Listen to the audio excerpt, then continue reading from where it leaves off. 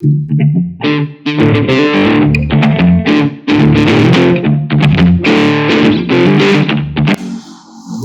capítulo 1, versículo 15. Pois ele será grande aos olhos do Senhor, jamais beberá vinho, nem qualquer outra bebida fermentada, e será pleno do Espírito Santo, desde antes do seu nascimento. E conduzirá muitos dos filhos de Israel à conversão ao Senhor, seu Deus. Irmãos, esse texto, os irmãos sabem, é um texto que está falando de uma profecia feita pelo anjo Gabriel a Zacarias. Zacarias era um cohen, ele era um sacerdote que auxiliava o templo. E Zacarias já era um homem de idade avançada, provavelmente pouco mais de 50 anos, e não tinha filhos. A sua esposa, Isabel, era estéril.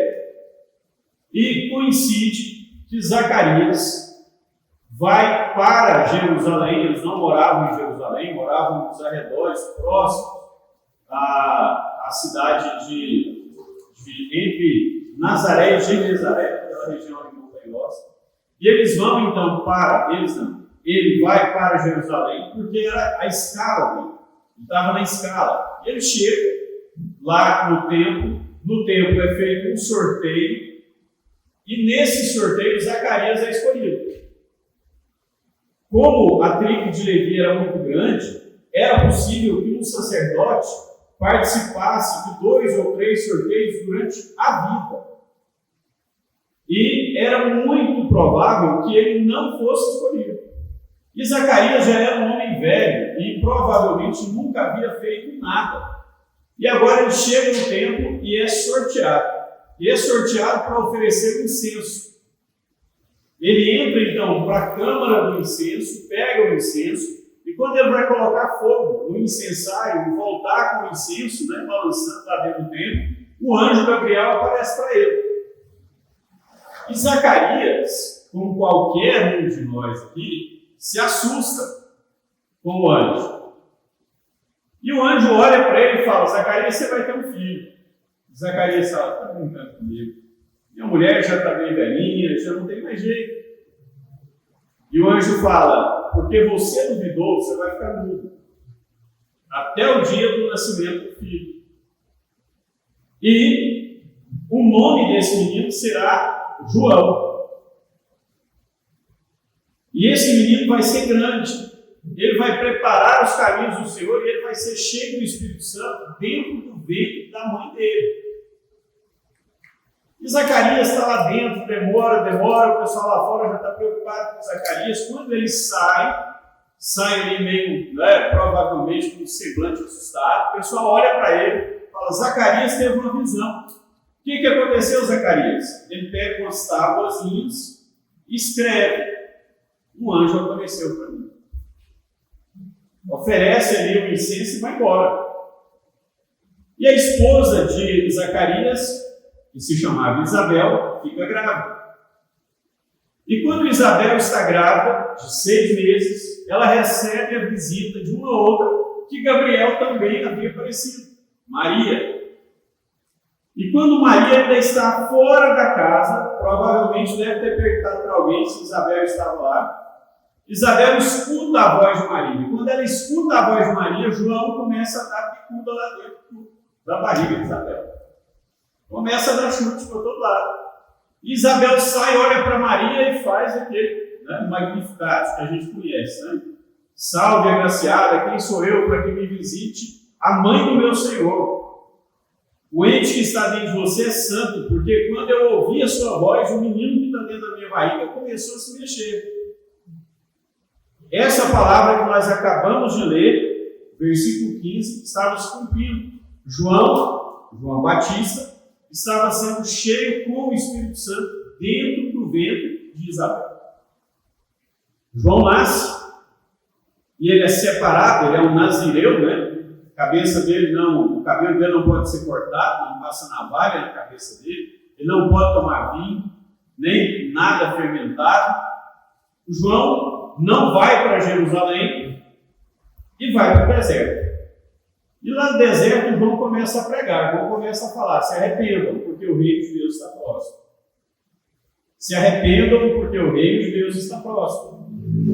E lá no deserto, João se alimenta de mel e de gafanhotos. Usa uma roupa toda estranha, né? Uma roupa que o texto diz que era de pelos de camelo. E começa a fazer discípulos. E também começa a chamar a atenção de quem não acha muito interessante o que ele está falando. O tempo passa, João batiza Jesus, e aí, por uma repreensão que João havia feito a Herodes, João vai para a cadeia. E percebendo que o tempo dele na cadeia está demorando demais, João chama 2 dos seus discípulos e diz para eles: vão até Jesus e perguntem para ele se ele é aquele que eu estava anunciando, aquele que a gente esperava, ou se nós precisamos esperar outro. Se não for ele, se nós precisamos esperar por outro. E eu quero, com base nesse texto aqui, nessa contextualização que eu fiz, eu quero compartilhar uma palavra com a igreja hoje, cujo tema é os conflitos de um servo de Deus. Você já teve algum conflito na sua vida? Já? Alguma vez você já olhou assim para a sua vida e pensou: mas eu sou crente, por que isso está acontecendo? Mas Deus, eu sou fiel, eu estou orando, eu estou jejuando, eu estou lendo a Bíblia, eu estou devolvendo dízimo, eu frequento o culto, sempre que eu tenho oportunidade, eu falo do amor do Senhor. Por que eu estou vivendo isso? Senhor, por que a minha vida não deslancha? Por que eu olho para tanta gente que é muito mais ou muito menos capacitado que eu e a vida está arrebentando e eu estou aqui ainda? Desse jeito. Por que a minha vida financeira não muda? Por que eu não percebo que a minha família não muda? Por que eu vivo sofrendo, enfrentando uma decepção atrás da outra, uma carência atrás da outra, e as coisas não mudam? Isso já aconteceu com você? Eu só em casa que acontece. Tá? Que bom. Em casa, além da barriga, o corpo, de vez em quando, tem esses problemas. Mas eu quero começar, esse foi muito engraçado, te contando uma história. Dizem que, certa vez, Napoleão, o grande Napoleão Bonaparte, estava acampado com o seu exército, se preparando para atacar uma parte da Inglaterra. E resolveu fazer uma vista, dar uma vista às tropas, né? Dar uma volta ali no meio das tropas. E quando ele estava andando, o seu cavalo se assustou com alguma coisa e começou a pular, e Napoleão não conseguia segurar o cavalo. E aí um rapaz fardado chegou perto, segurou ali nas rédeas do cavalo, bem perto ali do freio, e fez o cavalo se acalmar. Napoleão olhou para aquele rapaz e falou: muito bem, capitão, parabéns. O rapaz olhou para ele e falou: capitão de qual pelotão? Do meu corpo da guarda. Tudo bem. Soltou, virou as costas e foi até o comandante do corpo da guarda. Parou de frente lá o general que estava no corpo da guarda, bateu continência e disse: capitão fulano se apresentando. O general olhou para ele e falou: capitão? Sim, senhor. Mas você alistou ontem. Você é soldado. Não, senhor. Eu sou capitão. Por que você é capitão? Porque Napoleão falou. E acabou o assunto. Ele se tornou capitão em 2 dias de exército. Por que eu estou te contando essa história? Sabe, irmãos, muitas vezes nós conhecemos a verdade aqui. Nós conhecemos a história. Nós temos até uma certa revelação da história. Mas nós não conseguimos olhar para essa história e nos enxergarmos nessa história. Nós não conseguimos olhar para as promessas e acreditar de verdade que as promessas são para nós, que as promessas são para a nossa casa. Nós estamos ouvindo de Jesus o tempo inteiro que nós somos os capitães desse exército, mas a gente continua agindo como se a gente fosse um conscrito, né? Alguém que acabou de ser listado. Nós olhamos para a Bíblia, nós abrimos a Bíblia e a Bíblia nos diz, olhando para toda a história, que em Cristo nós somos mais do que vencedores, mas nós andamos como derrotados. A Bíblia nos diz, em João 14,18, que nós nunca estaremos sozinhos, mas nós vivemos com uma carência gigante, como se o mundo inteiro virasse as costas para nós e mais ninguém olhasse para os nossos problemas, para as nossas necessidades, para as nossas carências. Porque existe uma diferença entre você ouvir uma frase, você é um capitão, e você sair do lugar em que você está e se apresentar a um outro e falar para esse outro: eu sou capitão. Por quê? Porque Jesus disse. Está entendendo? Amém? Glória a Deus. Às vezes, irmãos, nós precisamos olhar então para o texto aqui de Lucas e percebermos que até João Batista teve o coração angustiado, como você tem, como eu tenho às vezes. João Batista, aquele menino cheio com o Espírito Santo no ventre da mãe. Aquele menino que cresceu como profeta. Aquele homem de quem Jesus falou, dos nascidos de mulher, ninguém é maior do que ele. Aquele homem teve um coração também angustiado. Se nós continuarmos com a história, nós vamos ver o texto que eu citei, em Lucas 7, versículo 18 em diante, João, na cadeia, mandando os discípulos perguntarem para Jesus: e aí, é o Senhor mesmo?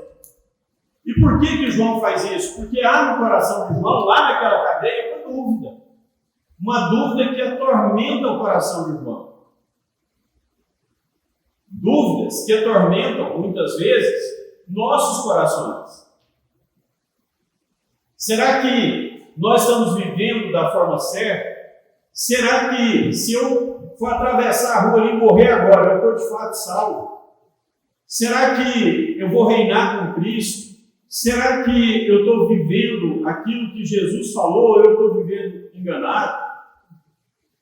Dúvidas não só a respeito da nossa eternidade, mas dúvidas a respeito da nossa vida hoje.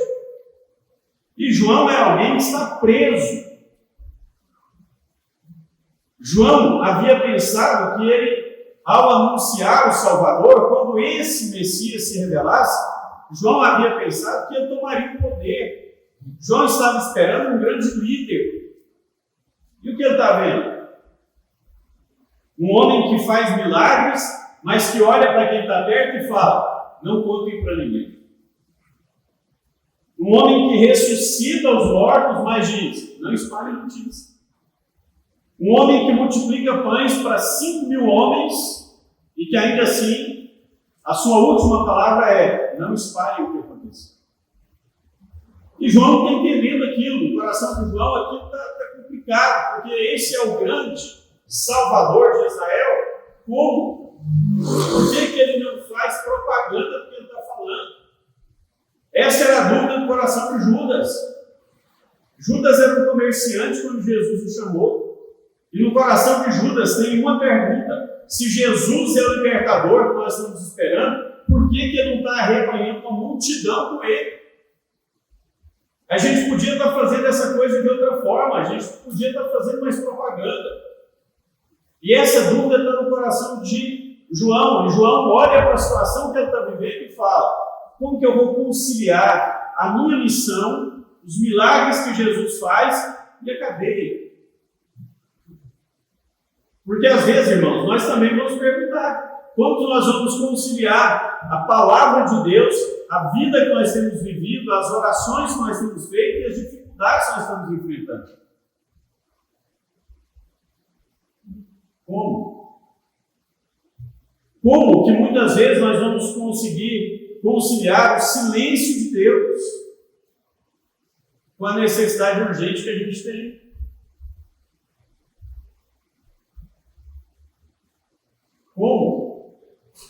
Às vezes, né, os irmãos sabem, nós oramos por quase 15 anos por um filho. Como que eu vou conciliar todos os dias de oração, as centenas de jejuns, os litros de lágrimas colocados diante de Deus e os filhos de Deus? Como que a gente vai conciliar? E João está se perguntando também: como que eu vou conciliar a não intervenção de Jesus com a mensagem que eu preguei, que eu criei, que vinha de Deus? Eu já falei aqui para os irmãos, uma certa vez, nessa época que a gente estava assim, orando bastante, jejuando bastante por filhos, né? Nós tivemos um café da manhã lá na igreja e nós oramos, e eu orei por duas mulheres que não podiam ter filhos, e as duas engravidaram.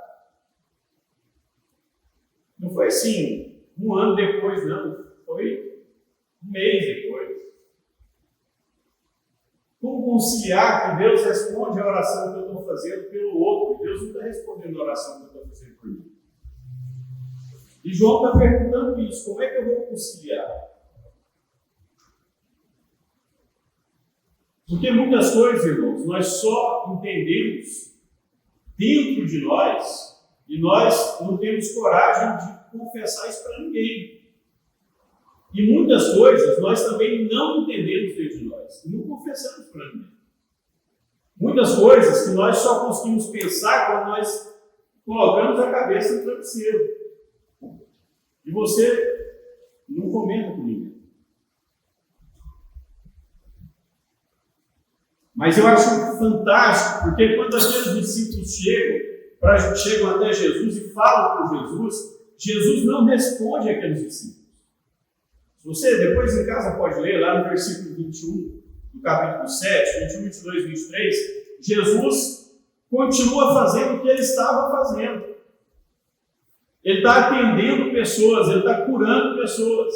Os discípulos de João chegam e falam assim: a gente quer falar com o Senhor. Quem são vocês? Nós somos filhos de João, João está preso, João mandou a gente vir aqui perguntar isso. E Jesus não responde, ele continua fazendo a mesma coisa. E eu fico imaginando, né, a cena, quando Jesus termina ali o seu atendimento diário, devia estar exausto. Os discípulos ainda estão ali, os discípulos de João ainda estão ali. E Jesus então chama aqueles discípulos e a palavra dele para eles foi: voltem para João e digam para João o que vocês viram. E eu sempre li esse texto, duas coisas sempre me incomodaram nesse texto. Primeiro, o que Jesus não disse e fez. E a segunda, o que Jesus disse e não fez. O que Jesus não disse, Jesus não respondeu a pergunta: és tu aquele que havia de vir? Ele não respondeu. Mas, ao invés de responder, ele fez sinais. Naquele dia, ele cura aquele cego da escada. Os fariseus e os saduceus estão ali perto e falam: ei, quem pecou, ele ou o pai dele? Para ele nascer cego. Naquele dia, Jesus liberta um menino possesso. Naquele dia, Jesus cura paralíticos. E a segunda parte, o que Jesus disse, mas não fez. Jesus olha para eles e diz: voltem para João e digam para João o que vocês viram. E é engraçado porque esse texto, no grego é uma língua difícil, porque o verbo tem muitos termos, diferente do português, que já é uma língua difícil.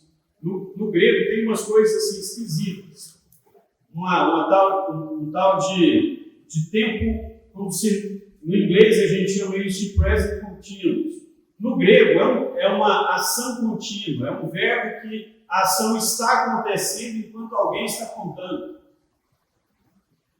Existe um tempo no grego que é uma voz ativa, que ele fala assim: é por isso que vocês vão falar. Ele fala o que é para dizer e depois ele dá a explicação. E o que Jesus faz no texto de Lucas 7 é isso. Ele fala, voltem para João e contem para ele o que vocês viram. E aí ele fala assim, o que vocês vão contar? Cegos estão enxergando, paralíticos estão andando, e aqueles que estavam aprisionados por Satanás estão sendo libertos. O que Jesus está falando para eles, para aqueles dois discípulos, é: voltem para João e contem para João só 3 sinais. Primeiro sinal, os cegos estão enxergando. De qual é o cego que Jesus está falando? É aquele que passou o lodo lá no olho dele, que era cego de nascença. Voltem lá, contem que paralíticos estão andando. Contem para ele que pessoas possuídas por demônios estão sendo libertas. E por que Jesus chama a atenção desses 3 sinais? Porque o texto de Zacarias, o texto de Isaías, diz que só Messias teria poder para trazer vista a um cego de nascença. Só Messias teria poder para libertar cativos. Só Messias teria poder para fazer coxos andarem. E Jesus fala para eles: voltem e contem. Quando vocês contarem para ele, ele vai ter a resposta. Porque Jesus sabia quem era João. Quando aqueles discípulos chegam lá na cadeia e contam para João, e falam para João: olha, nós vimos um cego de nascença voltar a enxergar. Nós vimos um coxo voltar a andar. Nós vimos um menino que possesso o espírito imundo ser liberto. Nós vimos João, que era um profeta, que conhecia o Antigo Testamento, vai olhar para quem e vai falar: ele é o Messias. Não há outro. Nós não precisamos esperar outro. Mas sabe o que está no coração de João? O que é falado no coração de João? Quando essas coisas são levadas para ele pelos discípulos, o que João entende? Jesus está dizendo para João, por isso eu disse o que Jesus não disse. Jesus está mostrando para João que a sepultura não tem força e que a morte não tem a última palavra. Porque ele é aquele que tem poder para transformar quem nasceu sem olhos em alguém que pode ver. Ele é aquele que tem poder para libertar das garras do diabo e trazer de volta à vida. Ele é aquele que tem poder para fazer com que alguém, aos olhos humanos, imperfeito, se torne perfeito. Jesus está dizendo para João: João, tenha certeza, você irá ressuscitar. E a sua certeza, João, tem que ser maior do que a evidência da sua morte. João, você vai morrer daqui a alguns dias, daqui a poucas semanas, você vai morrer, João. Mas tenha certeza, João, a sepultura não tem todo o poder. E a última palavra não é da morte. Glória a Deus. E eu quero te dizer isso nessa noite. Sabe, talvez a sua questão não seja pensar no poder da sepultura ou na palavra da morte. Talvez a sua questão nessa noite seja pensar no poder do que está acontecendo na sua casa, da sua dificuldade financeira, da sua luta em resolver a situação da sua casa. E eu quero te dizer que essa situação não tem a última palavra. Eu quero te dizer que o que está acontecendo no país inteiro, o que está acontecendo no mundo inteiro, está debaixo da mão poderosa do Senhor. Ele está no controle. Ele está no controle do que está acontecendo na sua vida, do que está acontecendo na sua casa. Ele está no controle. E se aparentemente as coisas estão saindo fora do rumo, você não está entendendo o que está acontecendo, eu quero te dizer nessa noite: permaneça com os olhos fixos no Senhor. Porque quando nós olhamos para Ele, nós não perdemos a direção. Nós não perdemos a direção. Você crê nisso? Amém? Jesus aprova João Batista. Jesus aprova o ministério de João Batista como uma forma de falar para João naquele dia: não tenha medo, nós vamos estar juntos para sempre. Eu disse isso aqui há alguns dias. Eu fico pensando, irmãos, qual o último pensamento, qual a última imagem na cabeça de João Batista? Porque ele é levado, é colocado ali perto de um carrasco e tem a cabeça cortada. Eu fico pensando, o que ele naquele momento, o que o João deve ter pensado? E aí, eu fiquei pensando em João e pensando em mim. Hoje eu estava voltando no supermercado com a Maria Tereza e ela, no caminho, eu brincando com ela, eu falei, mas você é a bebezinha do papai. Ela é, né? Mas agora, né? Porque quando eu fizer 5 anos, eu não vou ser mais. Não, senhora, você vai ser. Aí quando eu fizer 17, que é a idade da Júlia, né? Da prima dela, que é a mais velha. E quando eu fizer 17, eu também. Também. E quando você casar, também você vai ser bebezinho do papai. Aí ela, quando eu casar, tá doido, menino? Aí quando você casar, você vai ser bebezinho do papai. Sabe o que vai acontecer? Ela o quê? O papai vai lá conversar com seu marido. Aí ela, poxa, mas ela agora está toda assim, que a professora dela é nordestina, tá cheia de... Aí ela, poxa, Aí eu conversei o que com ele? Eu vou falar para ele que você é bebezinho do papai. E é bom que ele te proteja e cuide de você. Senão eu vou voltar. E vou dar uma surra nele. Aí ela riu. Tá bom. Minha oração, Tete, é para que eu esteja aqui, nessa época. Aqui? Porque pode ser que o papai já esteja no céu. Aí ela falou assim, não, você não vai para o céu, não. Eu falei, vou. Ela, não, nós dois vamos subir juntos. Eu vou segurar na sua mão e a gente vai subir juntos. Eu falei, filho, então Jesus tem que voltar. Subir juntos? Não é porque o papai já está mais velho. Né? O papai já está bem mais velho e tal. E ela falou assim, papai, eu não quero que você vá para o céu antes de mim. Eu falei, não, filho, mas isso aí fica tranquilo, o papai vai te esperar. Vai ficar despreocupado. Vou te esperar lá no portão do céu e a gente vai encontrar de novo. Aí mais tarde a gente estava conversando em casa, eu contei a história para a Márcia e falei com ela, na frente da Márcia, ela repetiu a história. Aí eu fiquei pensando. Há alguns anos, um colega nosso faleceu, foi assassinado, e um dia ou dois, antes de ser assassinado, ele teve uma experiência assim, forte, porque ele foi atravessar a rua e não olhou, e um ônibus estava vindo e passou muito perto dele. E ele quase foi atropelado. Não morreu naquela hora, porque não era aquela forma, né? E aí ele disse assim, a última coisa que me veio à mente foi a imagem da Natália, aquela menina.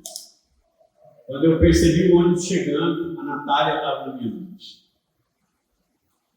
E aí eu fiquei pensando isso esses dias. O que estava na mente de João? E o que vai estar na nossa? O que vai estar na minha? Será que aqui João escuta algo que provavelmente tirou todo o medo do coração dele? Porque João sabia que o ministério dele tinha um tempo. Ele sabia, eu vou começar a pregar, vou preparar o caminho, mas quando ele se manifestar, o meu ministério acabou. Talvez João não esperasse morrer tão novo. Não é como ele morreu. Então deve ter morrido mais ou menos aí com uns 31 e pouco.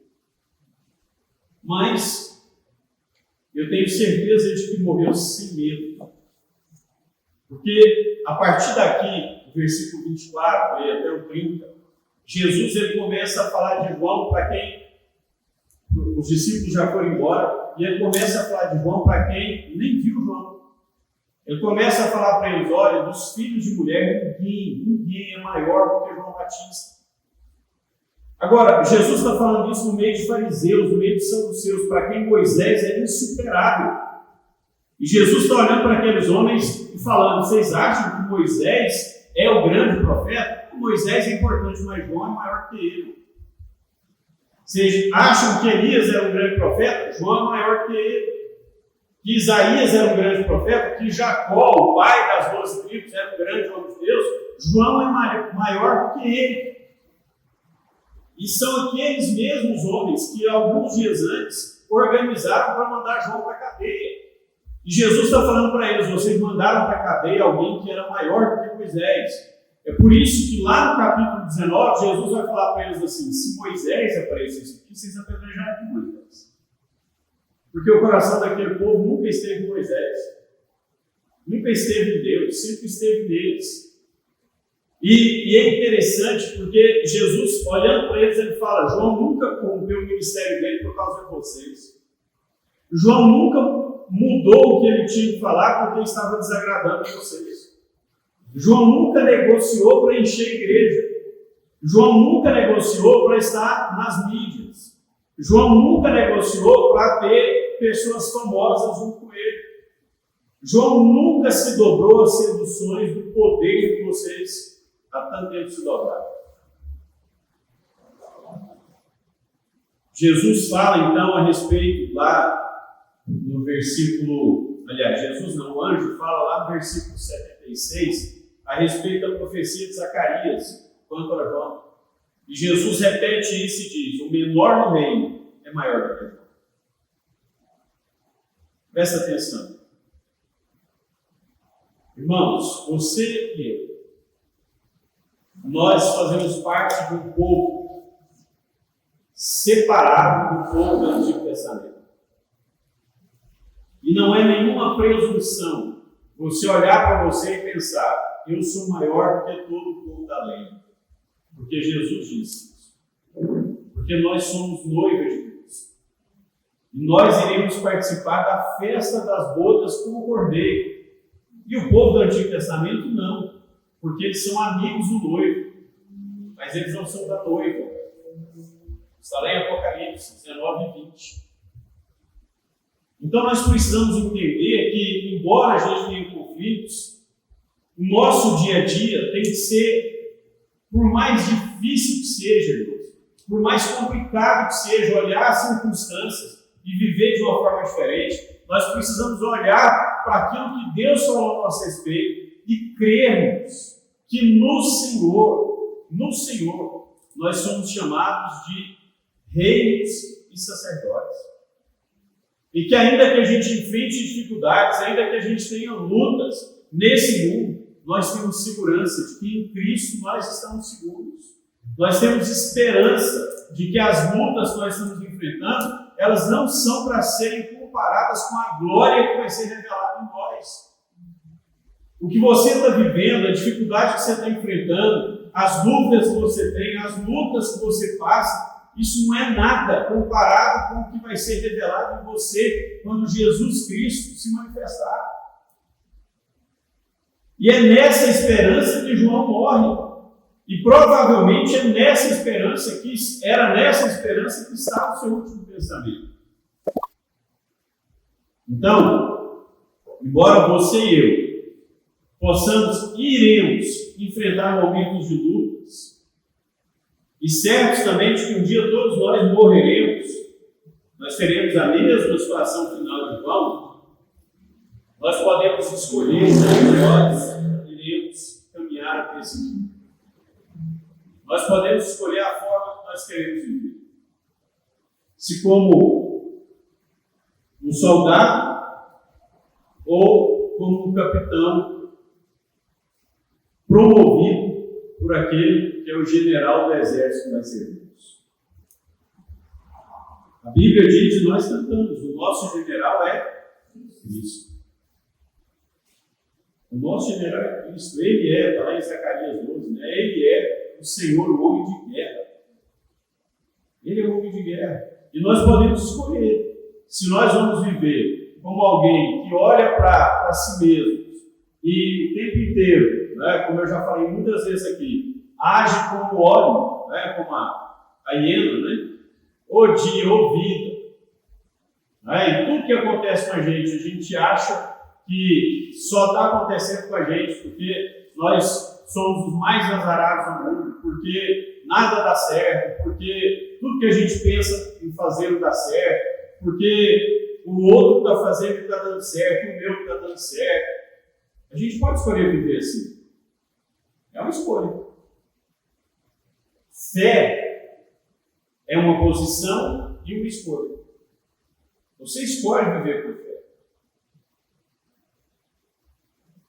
Em última análise, o que te move não é o índice de testosterona que está em você, no caso do homem, né? Porque a gente sabe disso que cientificamente o que faz o homem querer fazer alguma coisa, trabalhar mais, lutar, conquistar, é um hormônio. Você pode escolher se é o hormônio que vai te falar alguma coisa ou se é a fé no que Jesus fala. Porque se a nossa fé, se a nossa perspectiva de vida está naquilo que é desse mundo, irmãos, a gente só vai alcançar. Mas se você escolher andar por fé, alicerçar sua vida na fé e na palavra de Jesus, você pode ter certeza.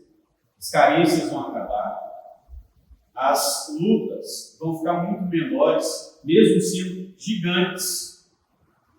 Porque Davi em nenhum momento diz que Golias não é um gigante. Nenhum momento. Depois leia lá 1 Samuel 16, 17. Nenhum momento Davi diz que aquele Golias era pequenininho, era do tamanho dele, era do tamanho de Saul. Não, ele é um gigante. Davi reconhece, ele é grande. Mas o que Davi reconheceu, enxergou e que ninguém tinha enxergado? Ele é um incircunciso. Ele é um incircunciso. E eu sou circuncidado, eu sou do exército de Deus.